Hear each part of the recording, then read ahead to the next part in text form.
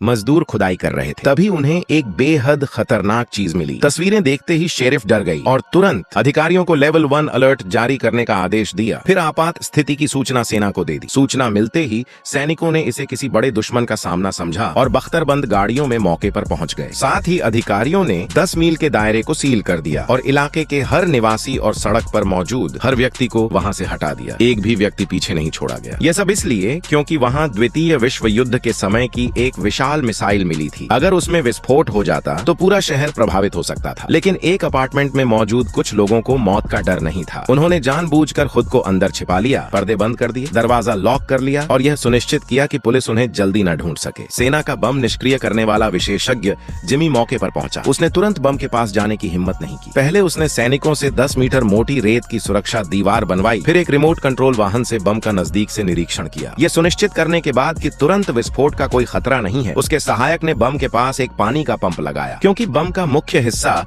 पानी के अंदर था, इसलिए उसके आसपास का पानी निकालना जरूरी था ताकि निष्क्रिय करने का काम आगे बढ़ सके। उसी समय निर्माण कार्य का फोरमैन दौड़ता हुआ आया और बताया कि उस जगह के नीचे 400 किलोवोल्ट की मुख्य बिजली लाइन है। अगर उसे नुकसान पहुंचा तो शहर को भारी नुकसान होगा, इसलिए बम को निष्क्रिय करने से पहले बिजली बंद करनी होगी। शहर की अर्थव्यवस्था को ध्यान में रखते हुए पुलिस नेतृत्व ने बिना हिचकिचाए मंजूरी दे दी। जैसे ही पूरे शहर की बिजली बंद हुई, अपार्टमेंट में मौजूद लोग हरकत में आ गए। वे अच्छी तरह प्रशिक्षित थे और उनका लक्ष्य बिल्कुल स्पष्ट था। वे सीधे 18वीं मंजिल से बेसमेंट तक पहुंचे, फिर पहले से छिपाए गए औजार निकाले और चोरी शुरू कर दी। सुरक्षा के लिए उन्होंने पहली मंजिल पर बैंक लॉबी के बाहर कई कैमरे भी लगाए थे ताकि बाहर की स्थिति पर हर समय नजर रखी जा सके। सब कुछ तैयार होने के बाद चोर कार्ल ने कूड़ेदान में छिपा जनरेटर निकाला और तारों को वेंटिलेशन डक्ट के जरिए बेसमेंट में मौजूद अपने साथियों तक पहुंचाया। बिजली मिलते ही उन्होंने एंगल ग्राइंडर से दीवार काटनी शुरू कर दी। अब देखने पर ऐसा लग रहा था कि जमीन के ऊपर मिली मिसाइल भी शायद उन्हीं की योजना का हिस्सा थी। और सचमुच जैसे ही सहायक ने पानी निकालना पूरा किया, एक समस्या सामने आई। बम का एक हिस्सा असामान्य रूप से चमक रहा था। यह चीज लगभग 100 साल पुरानी थी। इसे पूरी तरह जंग से ढका होना चाहिए था, लेकिन यह बिल्कुल नई जैसी दिख रही थी। जिमी ने सोचा कि खुदाई के दौरान एक्सकेवेटर से गलती से जंग हट गई होगी, इसलिए निष्क्रिय करने का काम जारी रखना पड़ा। जिमी ने सावधानी से बम की सतह से मिट्टी हटाई और ट्रिगर फ्यूज ढूंढ लिया। उसकी योजना थी कि पहले फ्यूज में ड्रिल किया जाए, फिर अंदर एक घोल डाला जाए ताकि उसके यांत्रिक हिस्से जाम हो जाएं। इसी दौरान चोर भी पहली ईंट की दीवार तोड़ने में सफल हो गए और फिर कई 100 पाउंड वजन वाला एक विशाल ड्रिल बिट बाहर निकाला। उसी से अंतिम 1 मीटर मोटी स्टील की दीवार को भेदा जा सकता था, लेकिन वह ड्रिल बहुत अधिक बिजली खपत कर रही थी और तुरंत जनरेटर की सीमा तक पहुंच गई। वोल्टेज में आई अचानक बढ़ोतरी ने पुलिस का ध्यान भी खींच लिया।